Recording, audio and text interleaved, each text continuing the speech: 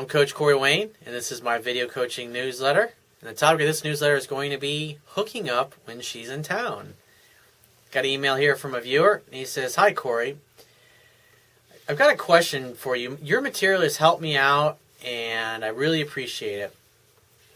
He says, "But can you help me fine-tune my approach with a girl I like? You advised me on this particular girl in the past, and I dated her in the spring for about 2 months, and I really enjoyed her company, awesome sex, and she treated me awesome. Then she went away for a few months to school.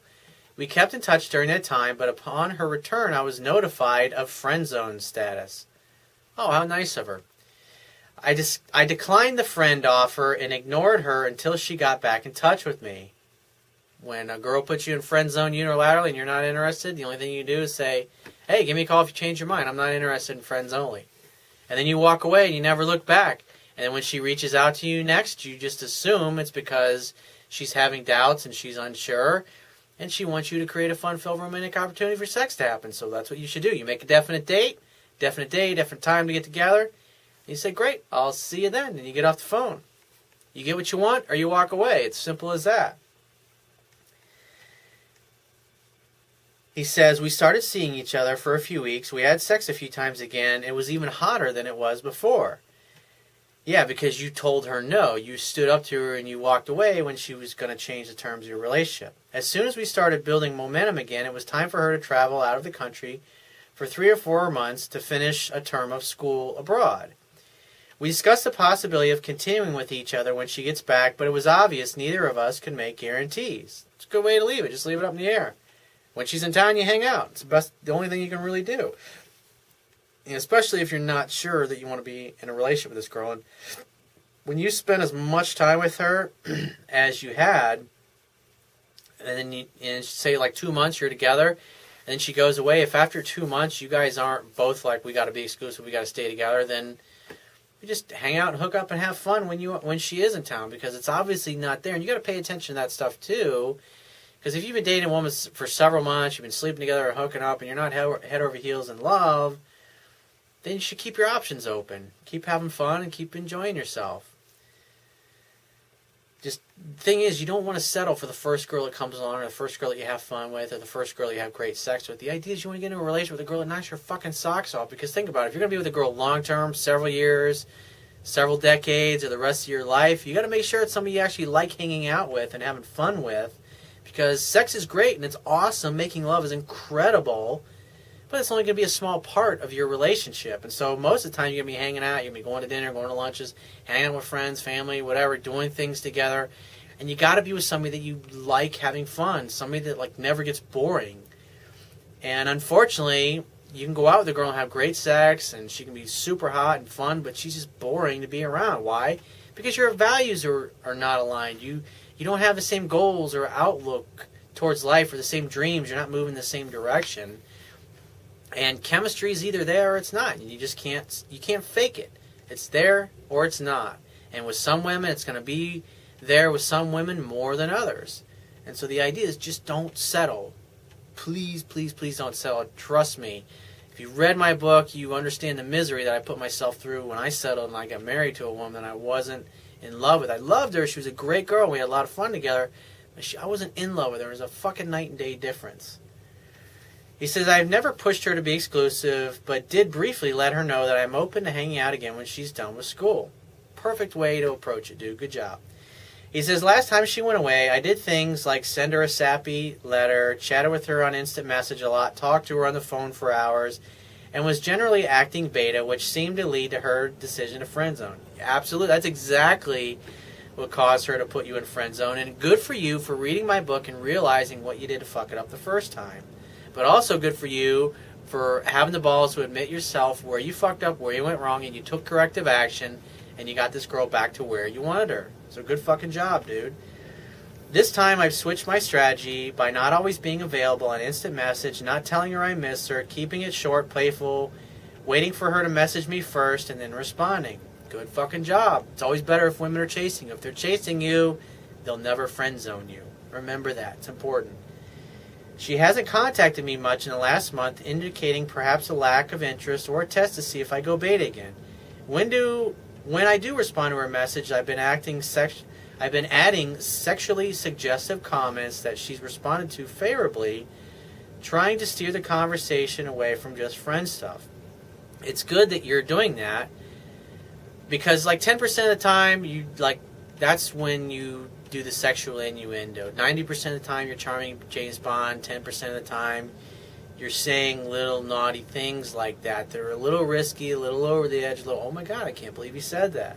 That's perfect. He says, and trying to remain aloof, but the truth is I think about her every day. In the meantime, I've been getting numbers, asking girls out, meeting them for drinks, easily, thanks to your tips. You're welcome.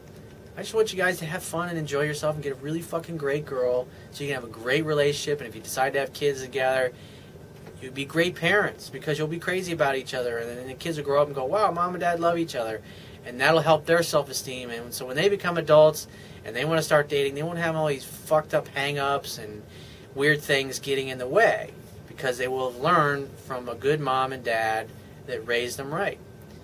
He says, yet this one girl set the bar pretty high. Yeah, I know it's tough. You meet a girl and you really like, and you just have more chemistry with her than most women. And there might be other women that you go out with that are even better looking, but you just simply don't have as much fun. And that the idea is you want to find the whole package, someone that pushes your buttons in every way. He says, if we go out a few times when she gets back, I think she will build momentum again, but I'm wondering if 4 months is just too long to keep the attraction and spark alive. And he says, must avoid friend zone. Any suggestions, critique, or validation about how I'm handling the situation? I really want to win more medals in the bedroom Olympics when she gets back. My critique is just keep doing what you're doing, dude. Just there's no reason to pursue her because you already tried that strategy and it got you friend zone. Now she's pursuing you. You got to keep in mind, she's been gone for 4 months. So who knows? She's probably hooking up with dudes there. Besides, you're dating other women, so it's not really a big deal. And so how would I handle it when she comes back in town? Your job is, guess what? Create the next fun-filled romantic opportunity for sex to happen. Seduce her. Seduction is getting closer and closer and closer until you ultimately end up inside of her. And your job as a man is simply to facilitate that happening. Don't complicate things. Don't worry about the relationship. I think you're doing great, brother. Just keep doing what you're doing. Sounds like you're on autopilot. When she comes back to town, you'll have fun with her. But keep dating other women, because when a girl knocks your socks off, you just never know when it's going to happen. And plus, you're thinking about this girl a lot. So who knows? Maybe you find somebody that you like better. Because this is what happens. You start dating a girl and you really like her and you think this is pretty cool. And then you kind of don't really give a shit anymore. You have an abundance mentality. And it seems like wherever you go, you're meeting women. And guys that start dating get to the point where they got 3 or 4 really super high quality women.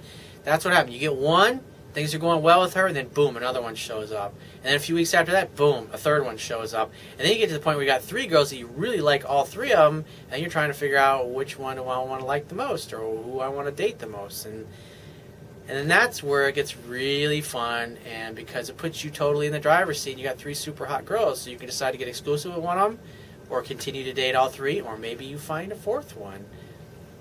Just keep going until you fall in love and it feels right, and she's in love with you, and you know you're with the right person. It's like you'll know when you know.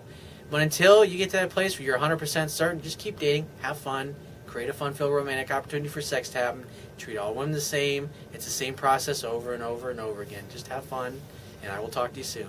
So if you have a question you want to ask me, go to my website, click the Contact Me tab on the left-hand side of your screen, send me 1 to 2 paragraphs max, and just give me several days to get back to you with a response. If you want to talk to me right away, the quickest way to get my help is to book a paid phone coaching session. You can do that by going to my website, click the Products tab, which will be at the top of your screen, and just follow the instructions. If you want to get a digital version of my Kindle ebook, on my website, underneath the email sign-up box, is a box that has a link that will take you right to the download page. Once you get there, if you don't have a Kindle device already, on the right-hand side is a button you can click to download a free e-reader app for your smartphone, tablet device, or your computer. It only takes a matter of seconds to download and install the app and complete the purchase of my book. And if you appreciate the value of the information I offer in these video newsletters, the articles on my website, and my ebook, you could show your appreciation by going to my website right now, and on the Wibbia toolbar at the bottom of your screen, click the PayPal donate button and donate any amount that you feel is equal to the value of the information. And I will talk to you soon.